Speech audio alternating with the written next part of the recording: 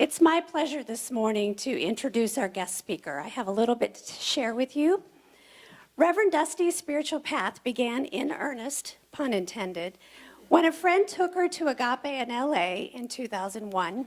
She immediately felt connected to the teaching and loved the peace that washed over her. Moving to Chicago in 2003, she went from a huge center to what was then the Chicago Center for Spiritual Living, which at the time was a church in a box. Letting go of the anonymity that she enjoyed at Agape, she jumped into the fabric of this new center. She began serving the community and taking classes, ultimately becoming a practitioner in 2009. Receiving a call to become a minister during the second year of prac training, she began at the Holmes Institute in the fall of 2009 and graduated in 2012 and was ordained in 2015. In 2010, she left Chicago for a warmer and greener and gentler life in Raleigh and assisted Reverend Denise Schubert to grow the Triangle Center for Spiritual Living, first as a practitioner, then as a staff minister, assistant minister, associate minister, and on Christmas Day of 2015 took over as the senior minister. It has been an amazing journey for her, and she is very blessed that it has brought her to us today. Let's give a warm welcome to Reverend Dusty Ripplemeyer.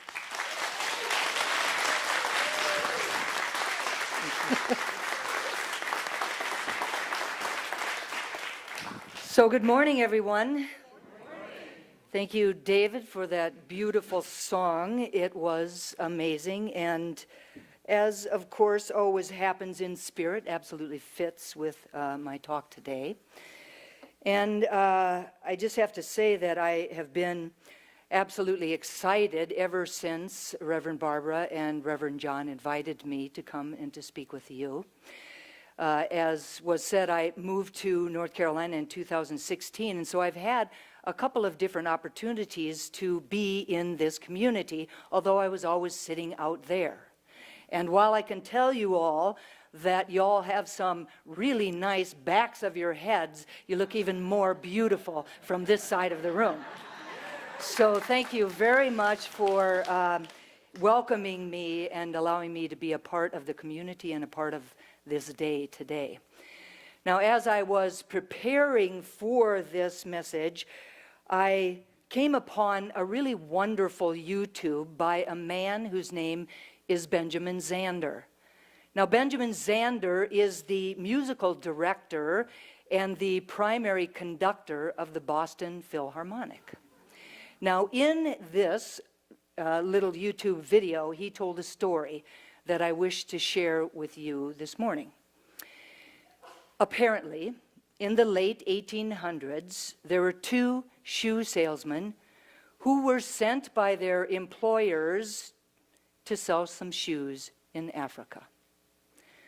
Almost immediately after arriving, one of the salesmen sends a telegram back to the employer stating, "Hopeless situation, they don't wear shoes." The other salesman sent back a telegram to the employer also. However, his said, "Glorious opportunity, they don't have shoes yet." Now, these two circumstances, the circumstances surrounding these two salesmen are exactly identical, yes?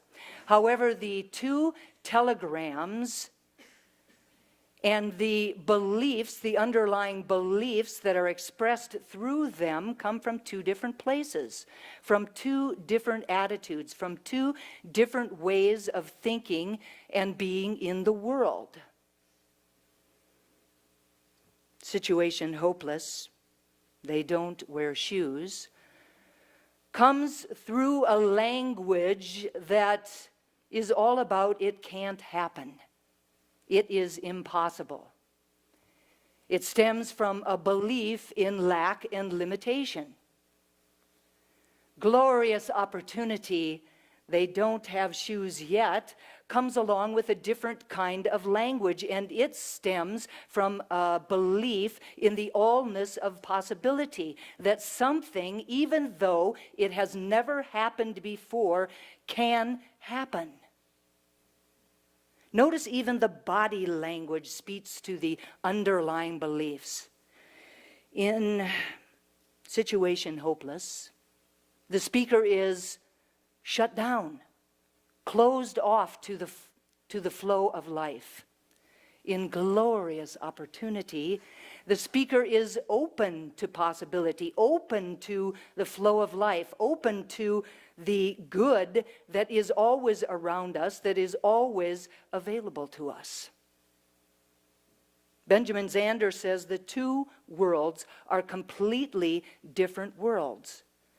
Now, I can stand over here in this world, and this world is where possibility exists as luck. I might have it, might not.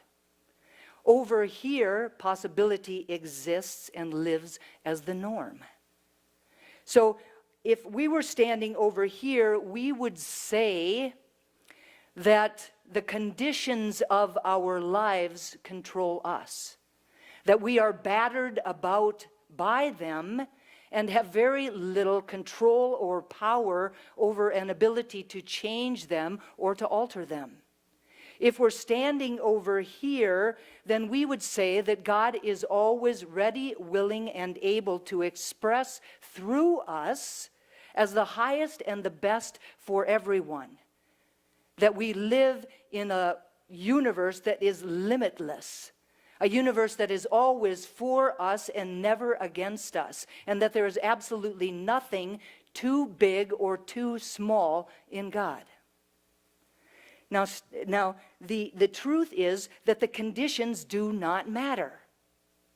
If you have been around this teaching for any length of time, you have probably heard at least one person say that the conditions are merely effects, that they are manifestations in form of the thoughts, the feelings, and the beliefs that we have about anything and everything. So what really matters are the beliefs that we hold, the words that we speak, and the feeling tone from which we speak those words. It is not the circumstances that are crucial, it's what we say about the circumstances that really matters.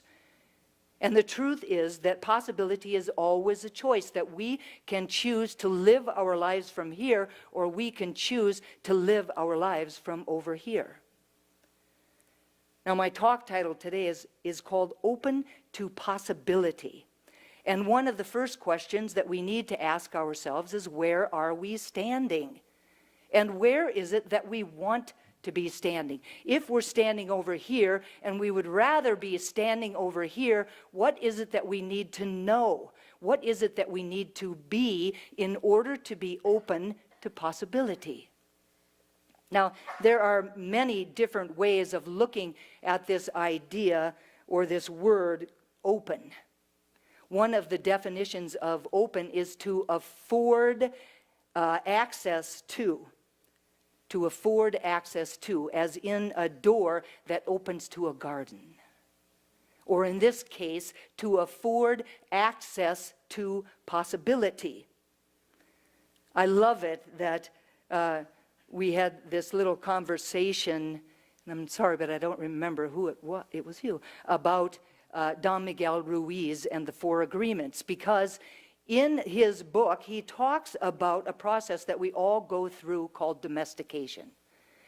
Now, domestication is the process by which we are taught how to live within the rules and the belief systems of a particular family or race or culture or religion, the one that we were born into, the one that we grew up within.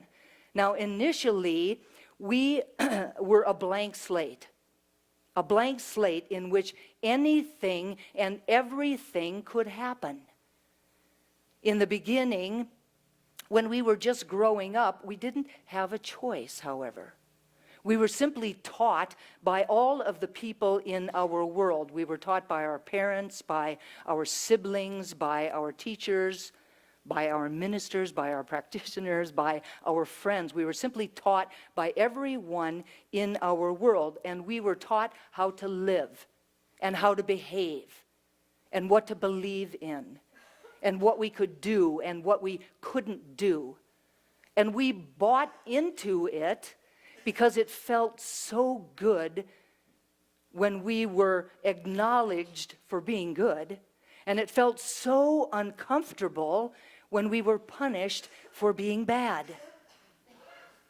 Now, this domestication process is so strong that at some point in time, we don't even need anyone else to domesticate us any longer. We begin to domesticate ourselves, and we domesticate ourselves through that same belief system that we had been taught. Or we create belief systems out of the perceptions of life, of the life that we're living in that moment. Now, the belief system is called what Miguel Ruiz calls the book of law. And all of our agreements, all of the agreements that we make about anything goes into this book of law. Now, just think about it. Think about the multitude of agreements that each of us has made throughout our entire life. We have made thousands upon thousands of them. We make them with God, with ourselves, with our parents, with our children, with our siblings. We make them with our friends. We make them with our teachers. We make them with people that we meet on the street.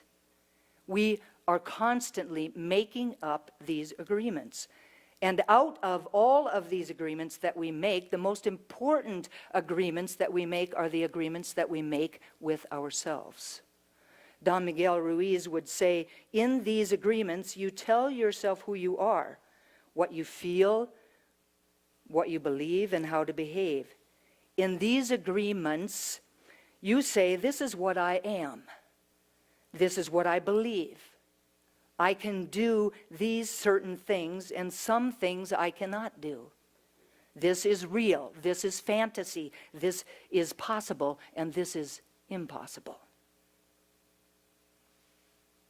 Now, the underlying truth is that if we have already made an agreement with ourselves about what we cannot do, be, or have, then we are not open to possibility.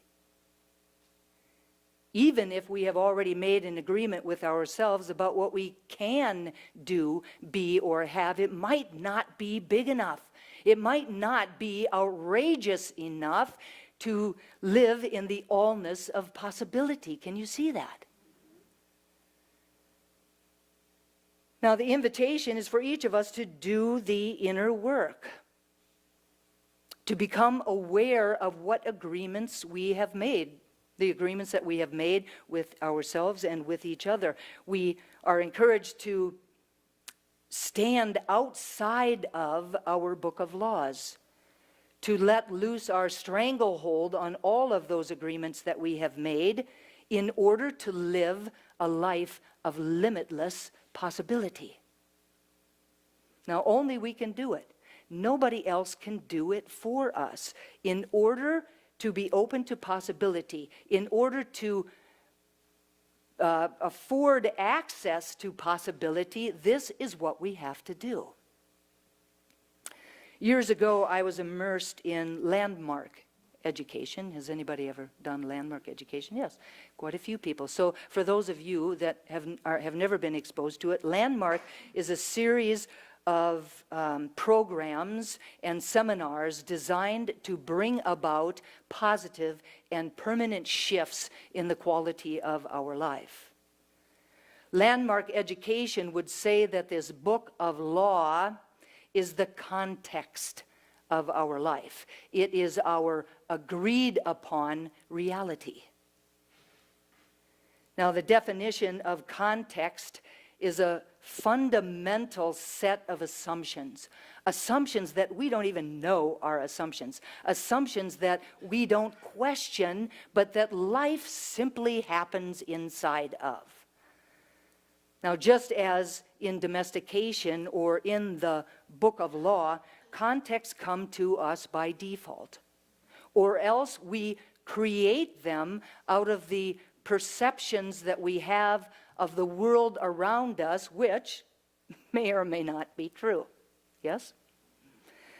Now, our beliefs, our ways of being, and the possibilities that are available to us at any given time are given by the assumptions that are embedded in our culture, in our language, and in the times that we are living. Landmark Education says these default contexts determine our worldview, what's possible and not, what's true and what's false, what's right and what's wrong, what we think we can and cannot do. They travel with us wherever we are, they are, shaping our behavior, our choices, and our lives. These are the default contexts that we've just been given. Now, in our teaching, we believe that we live our lives from the inside out, yes? That it is the context of our life that actually creates the experiences of our lives. That the things that we know to be true, those assumptions that we have made, create the experiences of our lives. When we live from our default contexts that we have just been given, then we often take for granted that things just are a particular way, that they're solid and they're fixed, that there's something that we have to adhere to or we have to adjust to. We become constrained and limited to whatever those contexts say. But the truth is that living this just the way that it isness, just the way that things are, when we live from that context, then we are not open to possibility. It does not afford access to the possibility that is all around us. The truth is that we can become aware of and responsible to whatever context we are currently functioning within, and that we have the power to invent new contexts. We can change the station on the radio. That is well within the power of each and every single one of us, and in fact, that is the only way to open to possibility. Now, how many here have ever heard of the parable of the wineskins from the Bible? A few. Now, at the time of the telling of the parable, wine bottles were made out of the stomachs of sheep. Kind of puts a whole new spin on drinking wine, yes? Now, if the wine bottle was made from a fresh kill, then the wine skin was soft and pliable, and it was capable of great expansion. So whenever it was filled with new wine, then it was able to expand with the fermenting process, because the wine, the new wine, expands as it ferments. Now, old wineskins had lost their moisture, and they were not very flexible. They could not stretch. They could not expand during the fermentation process. So metaphysically, we know that all of these parables have way more to do than what meets the eye, that there's more here to learn than simply about wineskins. So what I believe this parable is trying to say to us metaphysically is that in order to grow spiritually, in order to step into the highest expression of ourselves, in order to expand into limitless possibility, that we have to create a new container. We have to create a new context for our lives. The old, outdated idea that we have about ourselves and about our world will not expand to fit who we are becoming. It will not expand to fit the possible world that we wish to live in. It will not expand to fit a world that works for everyone. We have to let go of the old assumptions that we have made and be willing to step into a new context for our lives. Another definition of open is to have the interior immediately accessible, as in a box with the lid off. As I read that definition, what occurred to me was the interior, like in the interior of me. Is my consciousness open and readily available for the flow of possibility that is already mine, or is there something restricting that flow within me? Is my consciousness open and ready to receive the flow of an unbounded life? And what is it that I need to know, and what is it that I need to be in order to be open in that way to possibility? Now, in the beginning of the Four Agreements, Don Miguel Ruiz says, I want you to forget everything that you have ever learned your entire life. This is the beginning of a new dream. Now, I believe that in order to create this new dream, we will have to let go of all of the agreements that we have ever made. We will have to be empty and readily accessible to the flow of possibility. The invitation is for each of us to return to the blank slate that we arrived on the planet as. To return to our original innocence. Now, I'm imagining that this probably sounds pretty hard. In fact, maybe downright crazy. So what I would like for you to do is to just indulge me for a moment and take a look at this slide. You see the circle? Let's imagine for the moment that this circle represents all of the knowledge, all of the wisdom, all of the possibility, all of the solutions, and all of the answers that there has ever been or will ever be. Now, in truth, right, there really is no boundary around that it in truth would be infinite. But for today, this is what it is. So this is that circle that contains all of that. Now what I would like for you to do is in your mind's eye to choose an amount, to draw an amount in there that represents everything that you know that you know. Now we know a lot of things, yes? We know our names. We know how to tie our shoes. We know where to find a good cup of coffee. I mean, there are a zillion things that we know. This is a brilliant community. Everyone here knows lots of things. So in your mind's eye, draw the amount that represents what you know that you know. Got it? Now, in your mind's eye, draw the amount that represents what you know that you don't know. There's a lot of things that I don't know. And maybe there are some people in here that know, but I would guess that most of the people in here don't know how to do brain surgery or how to fly a spaceship.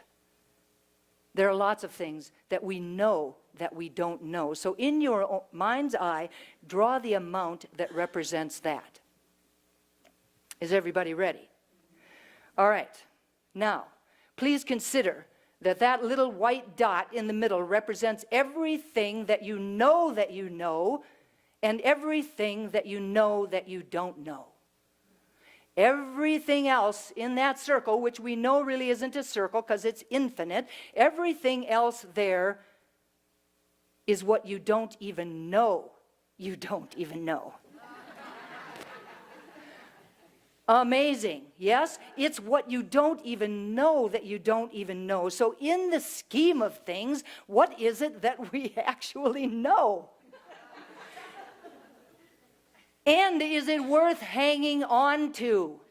If we knew that to loosen our grip on our assumptions, to loosen our grip on our agreements, to loosen our grip on what we think we know, and to even loosen our grip on what we think we don't know, would open us up, would make us readily accessible to the allness of possibility, would we choose to create from nothing.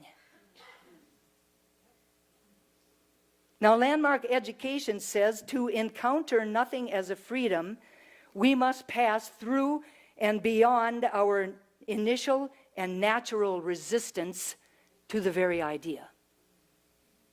You felt that, yes?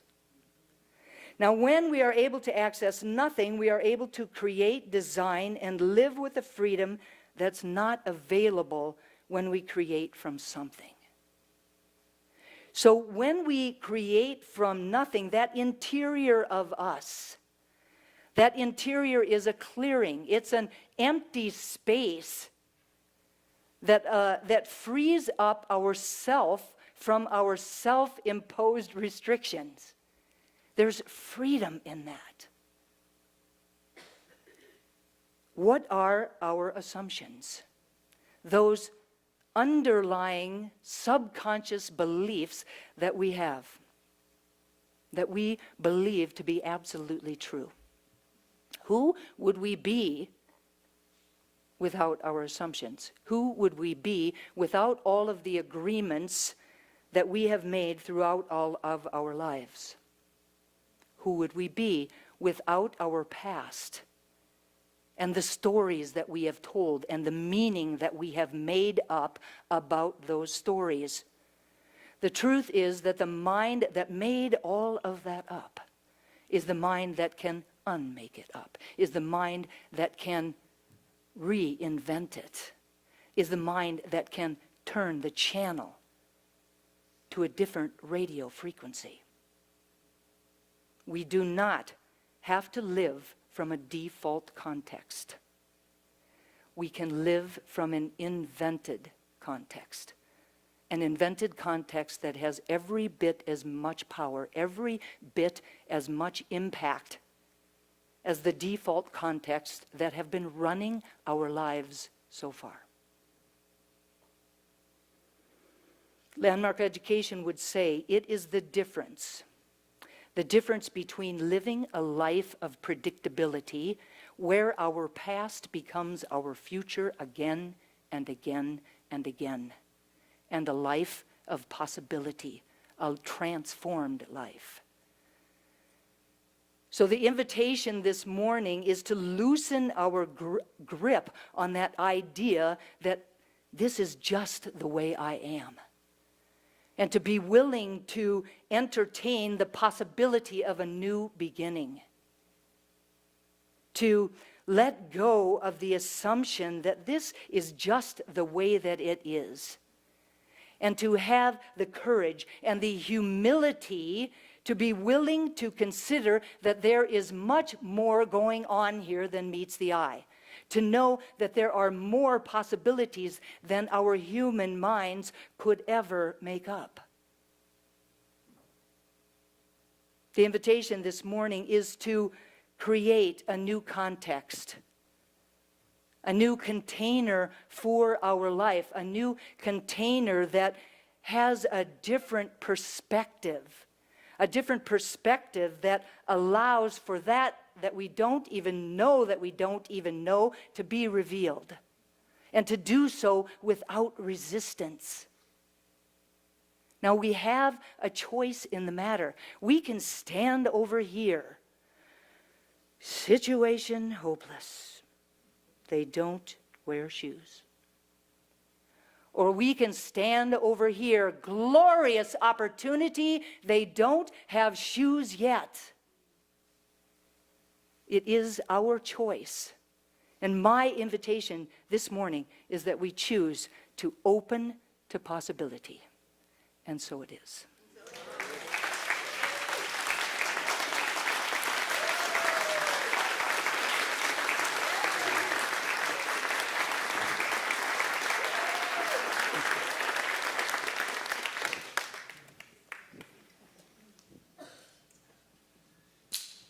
Wow. Thank you, Reverend Dusty. What an amazing talk. And yes. So we have our welcomers here. Do we have anybody here for the first time?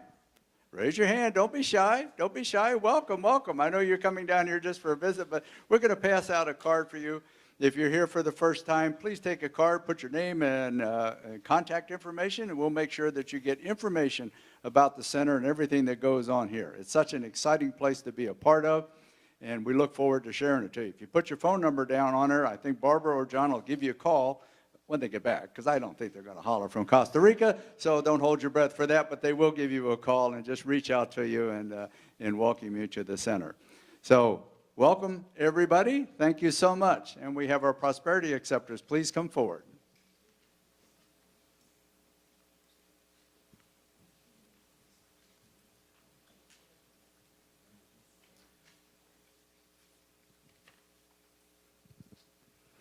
Got to do a little bit of juggling here. So please take out what you're going to give, be it a blessing, being it a hug, being the knowingness of who you are. Put it up close to your heart, and we'll repeat our investment affirmation aloud together, saying, I freely and joyously give from the abundance and fullness of my overflowing wealth, knowing my gift goes with love as it touches and blesses the world. And so it is.